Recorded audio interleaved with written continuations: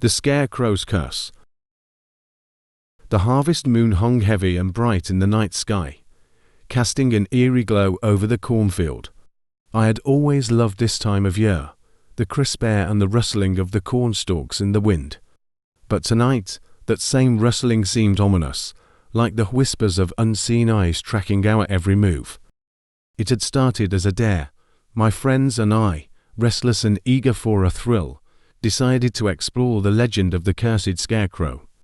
According to local law, the scarecrow came to life during the harvest moon, hunting anyone who dared to enter its domain. We laughed it off as just another spooky story meant to keep kids out of the fields. But as we ventured deeper into the maze of corn, our laughter faded, replaced by an uneasy silence. "Stick together," I reminded everyone, trying to mask my own growing fear. The cornfield seemed to stretch on endlessly, the tall stalks closing in around us, forming a labyrinth from which there was no escape. The moonlight barely penetrated the dense foliage, casting long, distorted shadows that played tricks on our eyes. Then, we heard it, a rustling sound, more deliberate than the wind. We froze, exchanging nervous glances. "Probably just an animal," Jake said, but his voice lacked conviction. We pressed on, our footsteps crunching on the dry earth, the only sound breaking the stillness. Suddenly, Emma let out a blood-curdling scream. We spun around to see her pointing, trembling, at a scarecrow standing just a few feet away. It hadn't been there a moment ago. Its eyes, black buttons sewn onto a burlap sack, seemed to follow our every move. Its mouth, stitched into a sinister grin, was filled with rotting teeth. "Let's get out of here," I said, my voice barely above a whisper. But as we turned to leave, we realized that Emma was gone. Panic surged through us. We called her name, but the only response was the mocking rustle of the corn stalks. We moved forward, fear driving us, each step taking us deeper into the cursed field. Another scarecrow appeared, this one with Jake's jacket draped over its shoulders. I could feel my heart pounding in my chest. The scarecrow's face was a grotesque mimicry of Jake's, twisted in an eternal scream. "Run," someone shouted, and we did, sprinting blindly through the maze, the corn slashing at our arms and faces. But the field seemed to close in around us, the paths twisting and turning, leading us in circles. More scarecrows appeared, each one more lifelike, their faces contorted in expressions of horror. I was alone now. The others vanished, their terrified cries swallowed by the night. I stumbled into a clearing, and there, at the center, stood the original scarecrow, the one from the legend. Its eyes gleamed with a malevolent intelligence, its grin widening as it reached out a skeletal hand. Desperation fueled me. I had to find the source of the curse and break it before I became the next victim. Remembering the old stories, I knew the scarecrow's heart was said to be buried beneath its post, a dark talisman that bound its soul to the field. I grabbed a broken cornstalk and began digging frantically at the base of the scarecrow. The ground was hard and unyielding, but adrenaline lent me strength. Finally, I unearthed a small, weathered box. Inside, wrapped in decaying cloth, was a withered, blackened heart. With trembling hands, I took out my lighter and set the heart aflame. The scarecrow let out an unearthly wail, thrashing against its bonds. The flames consumed the heart, and the scarecrow crumbled to the ground, its eyes dimming, its body collapsing into a heap of straw and rags. As the first light of dawn broke over the horizon, I found my friends. They were dazed but alive, the lifelike scarecrows, now mere bundles of straw. We staggered out of the cornfield, vowing never to return. The legend of the cursed scarecrow would live on, but we had survived its wrath. The field was silent once more, the whispers and rustling on. The curse was broken, but the memory of that night would haunt us forever. Even as we emerged from the cornfield, the morning sun casting long shadows behind us, the terror of the night still clung to our minds. Our bodies were bruised, our clothes torn, but we were alive. We collapsed on the ground at the edge of the field, gasping for breath and trembling with exhaustion and relief. As we sat there, trying to make sense of what had happened, I couldn't shake the feeling that something was still wrong. The scarecrow's curse had been broken, but there was a lingering unease, as if the field itself had not yet released its grip on us. I glanced back at the corn, now bathed in the soft light of dawn, and shivered. "We need to tell someone," Jake said, his voice hoarse. "People need to know about this place." I nodded, though I wasn't sure who would believe us. The legend of the scarecrow was well known, but it had always been just that, a legend. Now, we had the harrowing truth, and it felt like a heavy burden. We helped each other up and began the long walk back to town. The road was empty, the world eerily quiet after the night's horrors. As we reached the outskirts of the town, a figure emerged from one of the houses and approached us. It was Mr. Whitaker, an elderly man who had lived in the town all his life.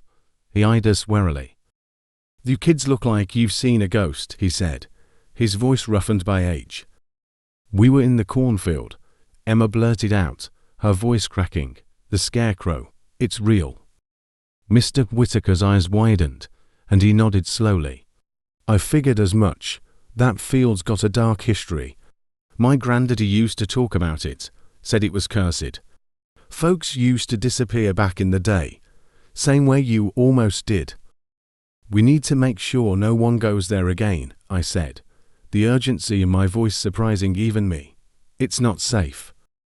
"I reckon you're right," he agreed. "I'll talk to the town council. We'll put up warnings, maybe even fence it off."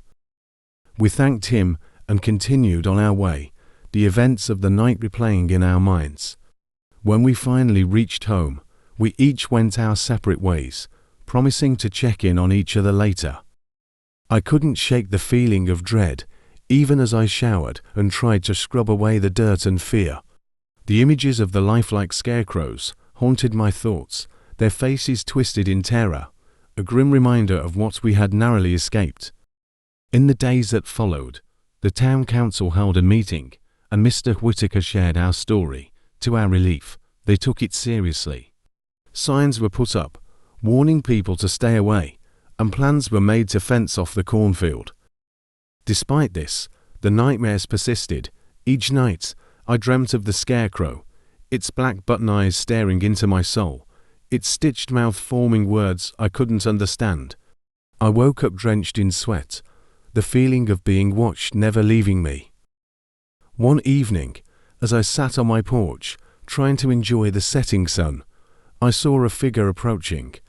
It was an old woman, her back bent with age, her eyes sharp and knowing. She introduced herself as Margaret, a historian with a particular interest in local legends. "I heard about what you and your friends went through," she said, her voice gentle. "I wanted to thank you for breaking the curse. But there's something you should know." She told me that the scarecrow was not just a cursed object, but a guardian of something far older and darker. The heart I had burned was the heart of a powerful sorcerer, and its destruction had unleashed an even greater evil. "There are ancient forces at play," she warned, "and they will be drawn to the power vacuum left behind. The field must be watched, and any signs of activity reported immediately."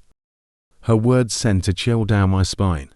The relief we had felt was premature. The nightmare was not over. It was just beginning. I knew then that our fight was far from finished, and the cornfield, with its dark secrets and restless spirits, would haunt us for years to come. The lost children. The cornfield stretched endlessly before us, its tall stalk swaying gently in the evening breeze. My girlfriend, Lucy, and I had set up camp near the edge of the field, eager for a weekend escape from the city. As the sun dipped below the horizon, the field took on an eerie, almost hypnotic quality, the rustling leaves whispering secrets of the past. "This place gives me the creeps," Lucy said, hugging herself against the sudden chill. I laughed, trying to lighten the mood. "Come on, it's just a cornfield." Besides, we're here to enjoy ourselves, remember." But even as I spoke, I couldn't shake the feeling of being watched.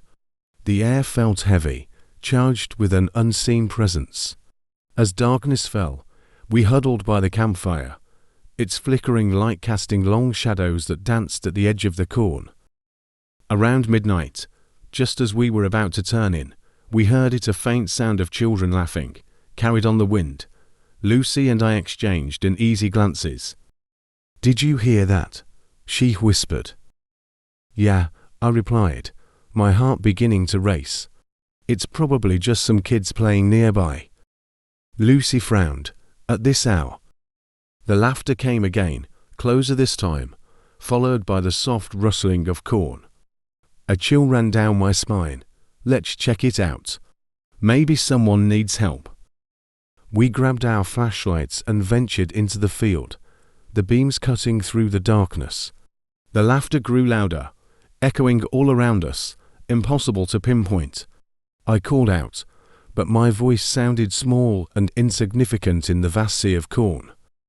As we moved deeper into the field, the laughter stopped abruptly, replaced by an oppressive silence. I could hear Lucy's breathing, quick and shallow. "This feels wrong," she said, her voice trembling. "We should head back," I agreed, turning around. But as we retraced our steps, we found ourselves disoriented, the rows of corn all looking the same. Panic set in. The field seemed to shift and change, trapping us in its labyrinthine grasp. Then we saw them ghostly figures of children, their forms translucent, eyes hollow and filled with sorrow. They stood just beyond the reach of our flashlights, watching us silently. One of the figures, a little girl with pigtails, stepped forward, her voice a haunting whisper. "Play with us," she pleaded. Lucy clutched my arm. "We need to run. Now." We sprinted through the corn, the ghostly children's laughter ringing in our ears, now a sinister mockery. The stalks seemed to close in around us, the path twisting and turning, leading us deeper into the field's dark heart. Out of breath and desperate, we stumbled into a clearing. At its center stood an old, decrepit scarecrow, its eyes black voids that seemed to bore into our souls. The air around it felt cold, and I could sense the malevolent energy emanating from it. "This must be where they disappeared," I said, panting. Lucy nodded, tears streaming down her face. "We have to do something. Maybe this is the source of the curse." Remembering an old story my grandmother used to tell about breaking curses, I grabbed the scarecrow and tore it from its post. Underneath, buried in the dirt, was a small, rusted tin box. With trembling hands, I pried it open, revealing a collection of old, faded photographs and trinkets: a locket, a toy soldier, a hair ribbon, all belonging to the lost children. As we held the items, the ghostly figures appeared around us, their expressions softening. The little girl with pigtails stepped forward again. "Thank you," she whispered, her voice now filled with relief.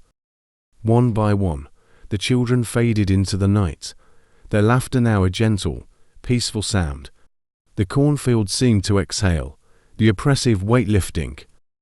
Lucy and I made our way back to our campsite, exhausted but alive.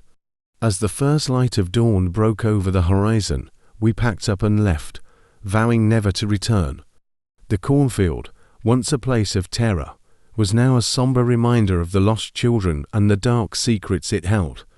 We would carry the memory of that night with us forever, a chilling testament to the power of the past and the spirits that refuse to be forgotten. We returned to town with a sense of unease that clung to us like a shadow.